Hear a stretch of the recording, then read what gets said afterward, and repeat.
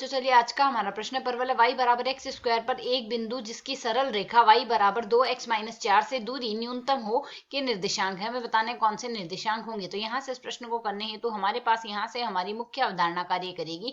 मुख्य अवधारणा यहाँ से हम लेकर चलेंगे।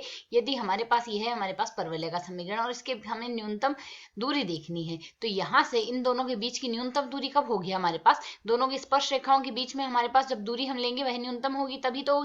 अर्थात हम यदि यहाँ से देखें y बराबर एक्स स्क्वायर हमारे पास यहाँ से परवलय दिया गया है, तो यदि हम यहाँ से यह परवलय बना लेते हैं तो परवलय हमारे पास इसका शीर्ष मूल बिंदु होगा और परवलय हमारे पास यहाँ से कुछ इस प्रकार बन रहा है। यह हमारे पास यहाँ से परवलय आ गया। अब यहाँ से यदि हम देखें यह जो रेखा दी गई, इस रेखा को हम यदि ग्राफ पर निरूपित करें तो यह यदि एक्स अक्ष और यह यदि y अक्ष हो, तो हमारा परवलय से यहाँ से रेखा कुछ इस प्रकार की बनेगी। यह हमारे पास यहाँ से रेखा आ गई।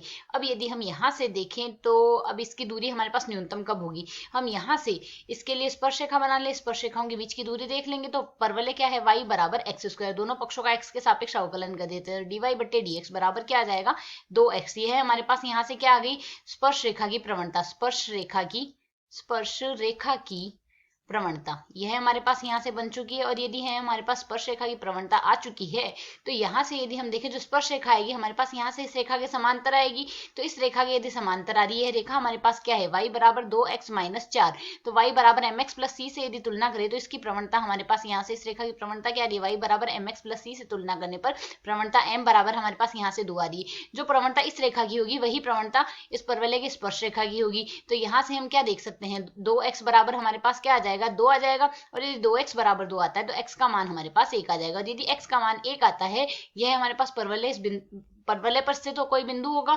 तो यहाँ से यदि x का मान हम 1 रखते हैं, उस स्थिति में y बराबर क्या आएगा, 1 का वर्ग, अर्थात 1 आ गया, y का मान भी 1 आ गया, अर्थात बिंदु के निर्देशांक क्या आएंगे 1,1। तो यदि अब हम यहाँ से विकल्पों से तुलना करें 1,1 हमारे पास विकल्प A के सही हल है। आशा है समझ आया। धन्यवाद।